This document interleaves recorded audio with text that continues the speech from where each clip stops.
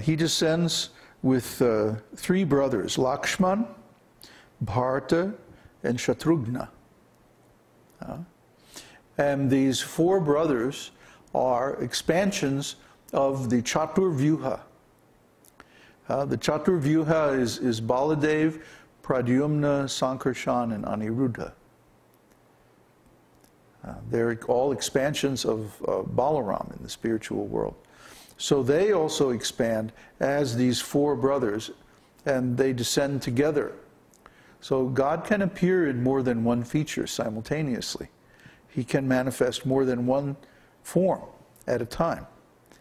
And this is one of those very hard to understand features of the Lord's pastimes, that these individual forms are each individuals, and yet they're one.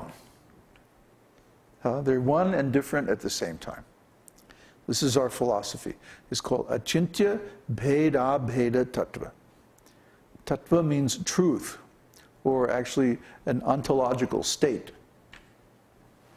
And Achintya means inconceivable. And Bheda Bheda means simultaneously one and different. So the different forms and expansions of the Lord, including the Lord's energies, are simultaneously one with Him and different from Him.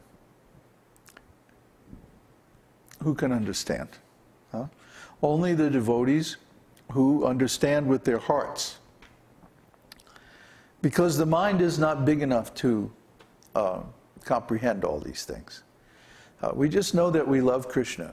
Whatever form that Kṛṣṇa appears, we are very attracted to him because he's the supreme being. And he's the original object of love of all living entities.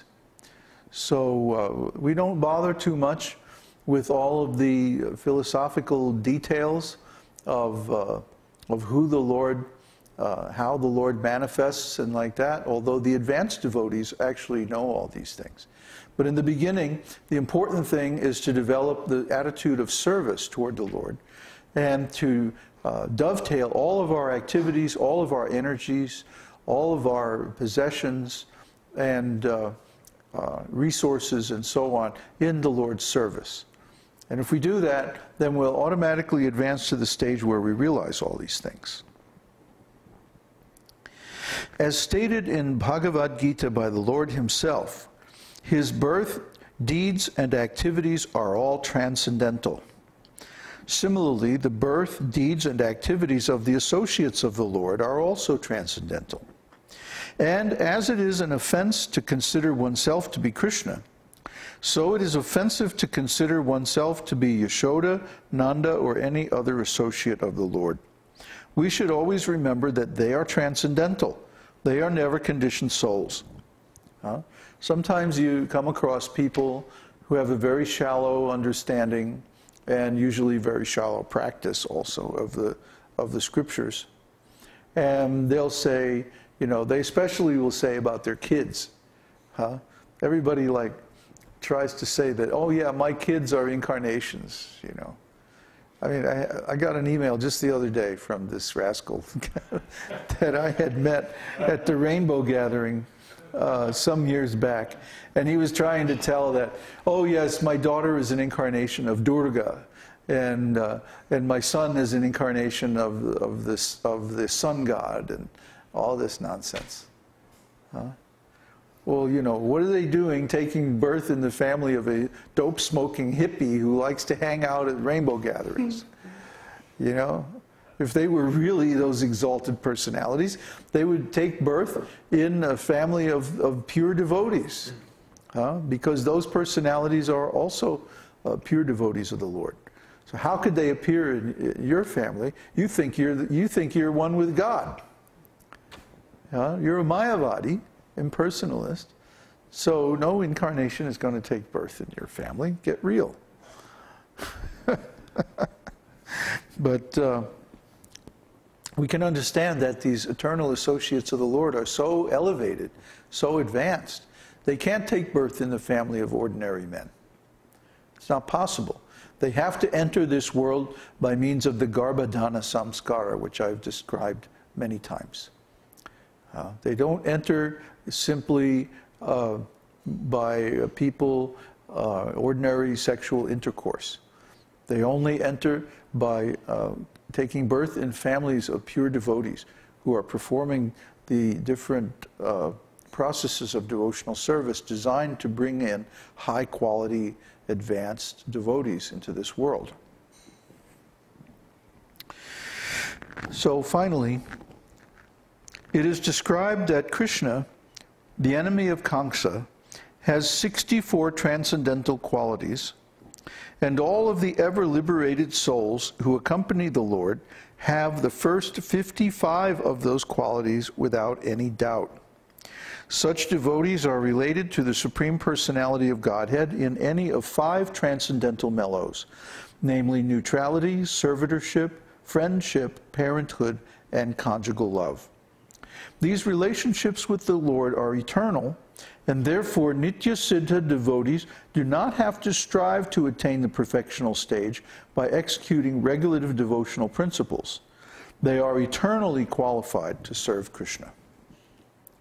And the proof is that when these great souls take birth, they already display all of the qualities and symptoms of an elevated soul, even without performing the different rules and regulations of the scriptures. Of course, they still live according to these principles. They don't break the principles. But it is seen that they manifest the results of performing sadhana even without performing any sadhana. This is the symptom of a very highly advanced soul. So that concludes this chapter of Nectar of Devotion. And tomorrow we'll talk more about the stimulation for ecstatic love, or vibhava. So, are there any questions?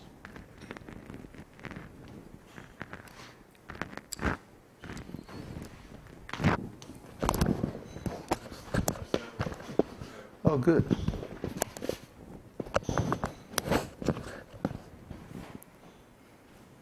Hare Krishna. Okay. There's one just general question before.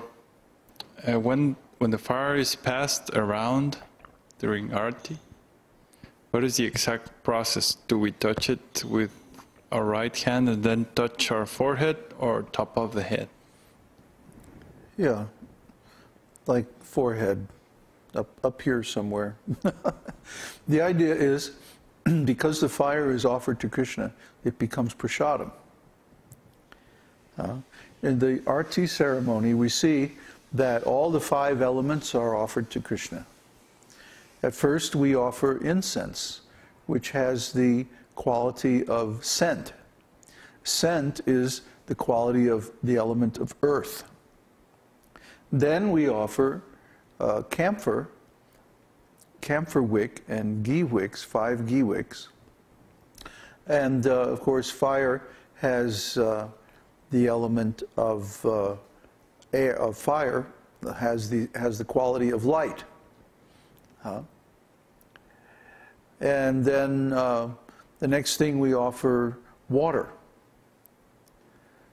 See, and of course, water has the quality of wetness and taste. And then we offer a flower, which has the quality of scent.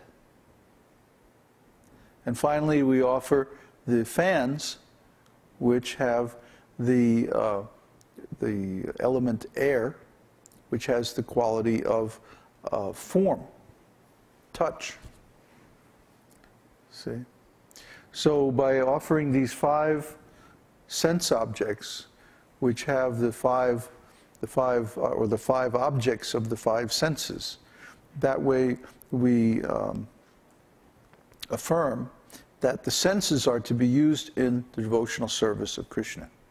And there's a wonderful statement in it's either in Padma Purana or the Vishnu Purana, that anyone who sees the flame offered to the Lord in the arati ceremony, accompanied by nice sounds of the bell and the Lord's holy name, that person attains liberation simply by seeing that.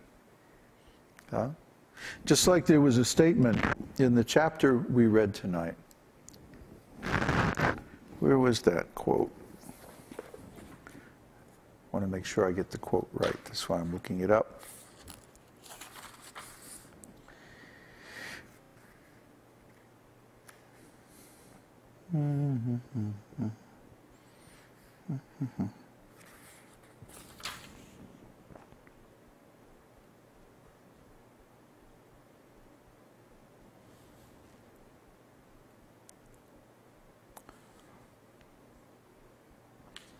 Where is that?